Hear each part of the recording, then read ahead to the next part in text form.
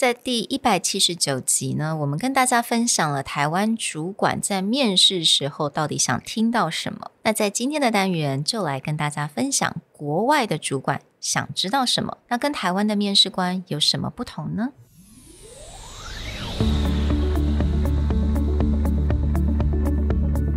？Hello， 欢迎来到 Executive Plus 主管与沟通力的 Podcast。I'm Sherry, an educator, certified coach, and style enthusiast. 我相信专业有效的沟通是语言跟逻辑的完美结合。And I'm Nick, a startup consultant, corporate trainer, and late-night gaming junkie. I believe great communication requires the right mindset and solid frameworks. 我们希望带给大家职场英语的技能、跨文化沟通技巧与其他能帮助您成为出色领导者的工具。Join us each week as we share our experience, research, and methodologies to take your communication and language skills from good to great.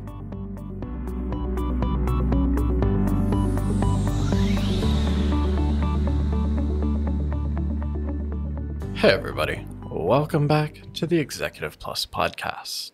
A few weeks ago, we revealed the results of a manager survey in Taiwan, looking at what they love and what they hate about the interview process. In tandem, we also started reaching out to our friends, family, and everyone we knew in management positions around the world. Today, we want to talk a bit about the contrast that we have seen between Taiwanese managers and foreign managers. What do they like? What do they not like? And what really stands out as being different? 其实刚开始我也蛮好奇的，就是国外的 managers 跟台湾的 manager 想法有没有不一样，会不会因为什么文化的差异会导致我们有一些不同的需求。那我们就来做了一些 compare and contrast，就发现其实大部分的我觉得没有什么太多的不一样，但是呢我们就分了3个部分，也就是 what they both want, what they both hate, and also what stands out.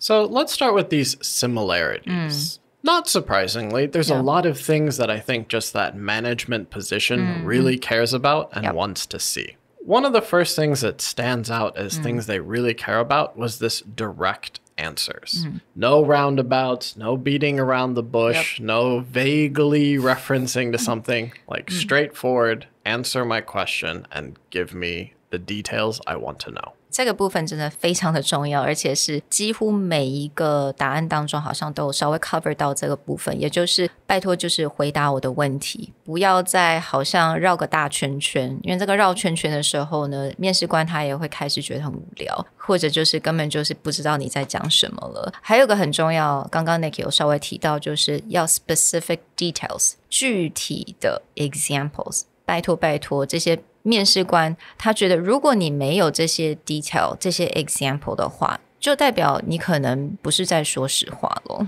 If you listen to our classic interview questions episodes, we covered this in the terms of when you tell that story. Like, for example, I was the project manager on a $1 million revenue generating project. I had to coordinate with A, B, C departments and complete in 2 weeks. This is a very specific example with what was your role, who did you coordinate with, what was the outcome. And this sounds better than someone who's just like, oh yeah, I was part of a team that put together a $5 million project.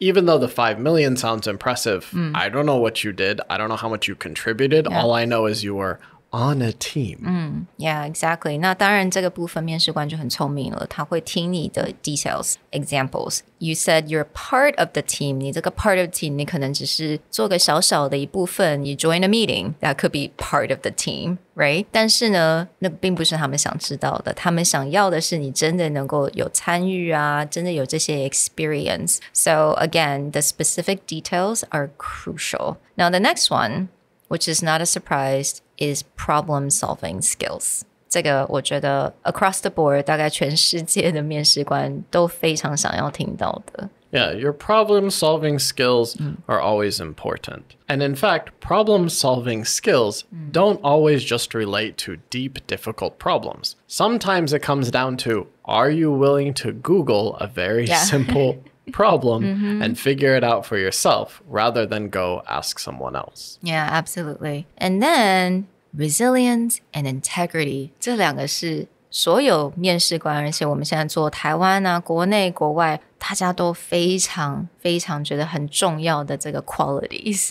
The difference here, I would say, between the Western and Eastern is the Western, especially US managers, were very blatant about this. Yeah. This is not something they took lightly. So we know the similarities about what they both want. Let's talk about what they both 这个部分也是没有什么太多的 surprise. 他们很讨厌 dishonesty and also 这个我还比较 surprise, lateness.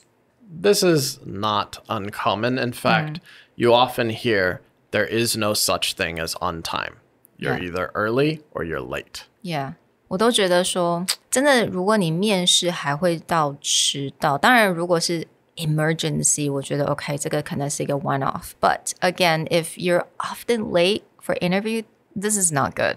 Yeah, that impression will just automatically kill your job chance. Exactly. It doesn't really matter how you answer the question, doesn't matter how impressive your resume is. If you're late, it's done, right? And this may seem very harsh, but it also ties back to the idea of preparation. Lateness is not just a time issue. Most often, people associate that if someone's late for an interview, they don't know how to prep, they don't know how to respect other people's time. They're not sure how to handle themselves, like take responsibility for themselves. So it's just like this one act creates a whole wall of other concerns that are maybe related, maybe not related, but don't take that chance.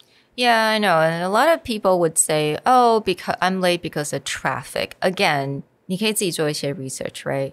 你可以看一下说 OK 这个时段我们的 traffic 是怎么样那我应该要提早几分要出门 So everything can be planned and prepped. Don't blame the traffic. Yeah.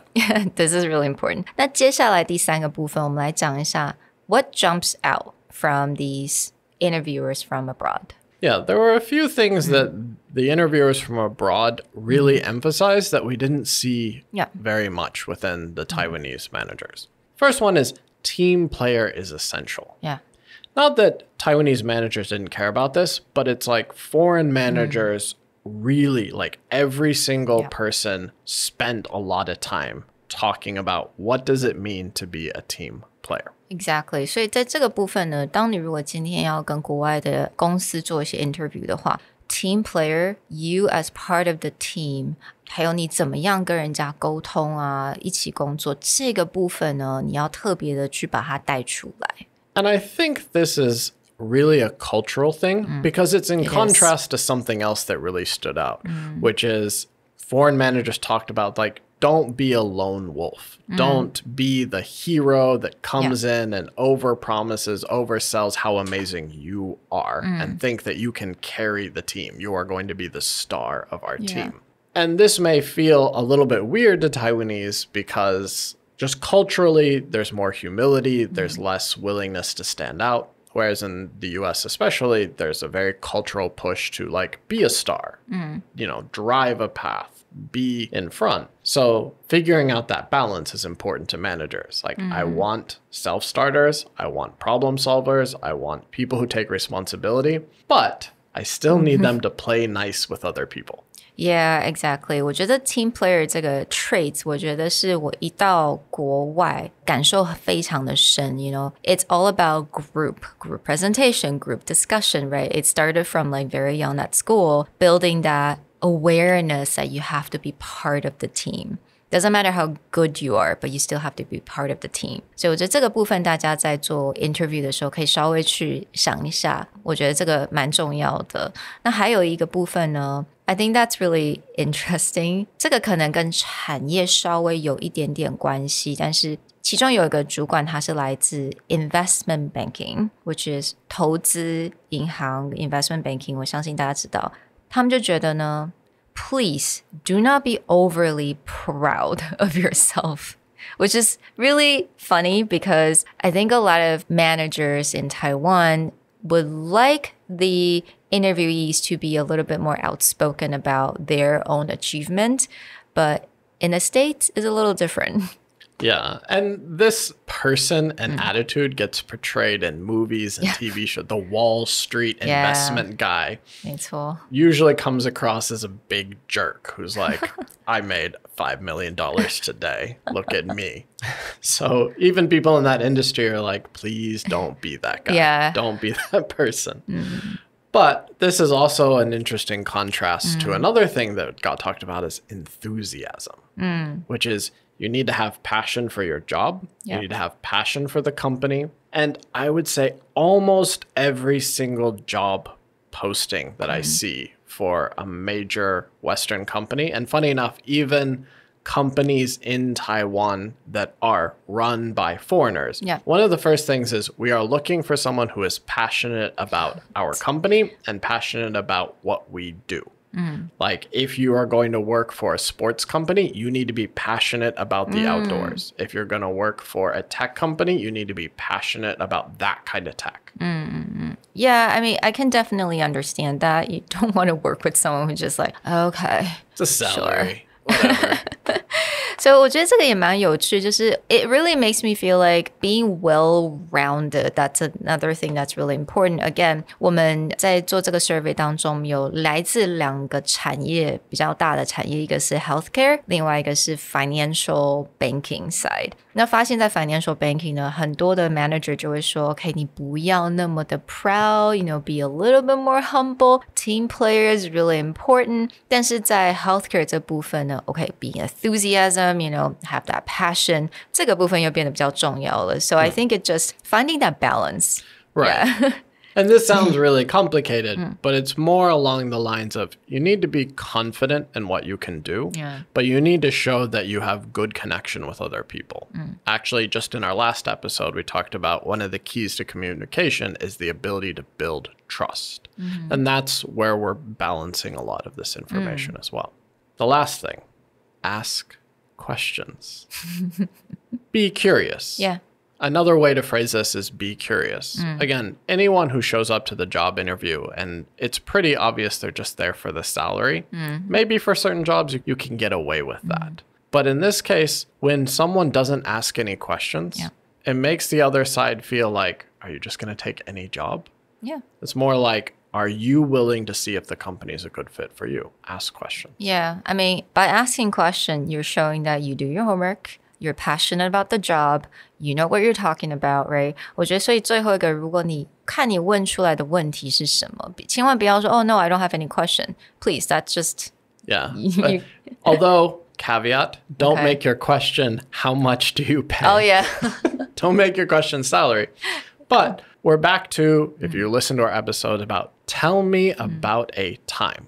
This is a great way for you to ask a question. It's like tell me about a time that someone succeeded in your company. Or tell me what it takes for someone to feel comfortable with your team. And now turn it around, have the other side tell you a story about why this is a good place to work. I think that's a really good example because you're creating that conversation, right? It's not just like someone's interviewing you, but it's that conversation that you have with the interviewer. We hope that you enjoyed this quick contrast. As we gather more results, we'll be happy to share more about what Taiwanese managers are looking at, what foreign managers are looking at, what are the similarities, and what are the differences.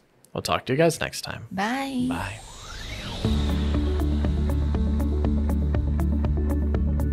The Executive Plus podcast is a Presentality Group production, produced and hosted by Sherry Fang and Nick Howard. You can search us on Facebook, 主管英文 Executive Plus. You can also find us on Instagram, Communication R&D, and email us at sherry@epstyleplus.com.